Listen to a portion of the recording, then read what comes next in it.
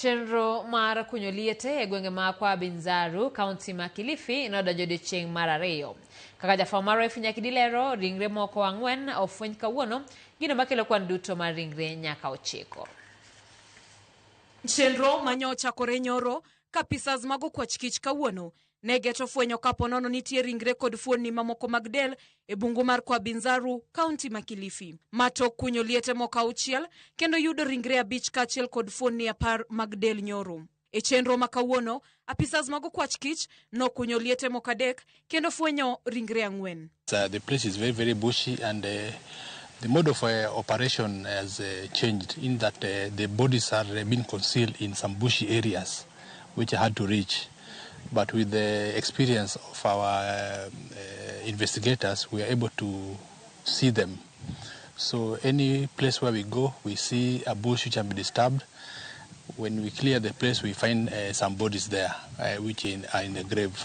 Kaluwore gi jatend migao mar arita Kipchumba Murkomen, poko yangore makare kaponono tim makoch matho oganda e gwenge ma kwa Binzaru en mar puonj magalagala mag din ma itudo gi jadolo Paul Mackenzie kata Oyo. Religion is very complex.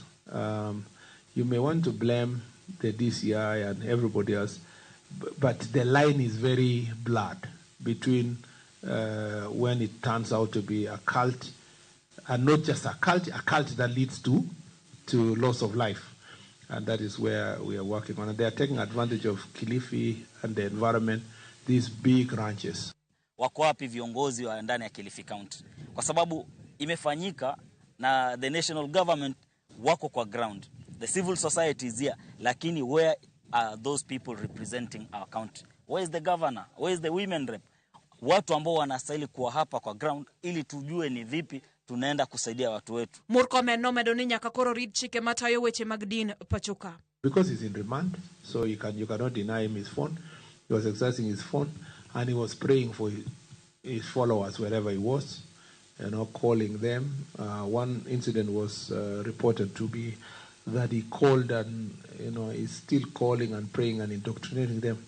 Let me tell you that it's also calls on us to invest also more in solitary confinement for such radical elements. Because, such a person, you expose them to even prison officers, he will radicalize them. Forget about fellow prisoners. This is a massacre, and it is not being given the seriousness that it deserves.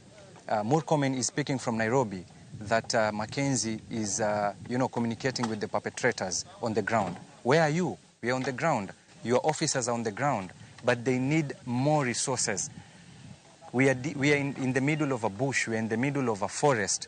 These people need sniffer dogs. These people need more equipments. These people need drones.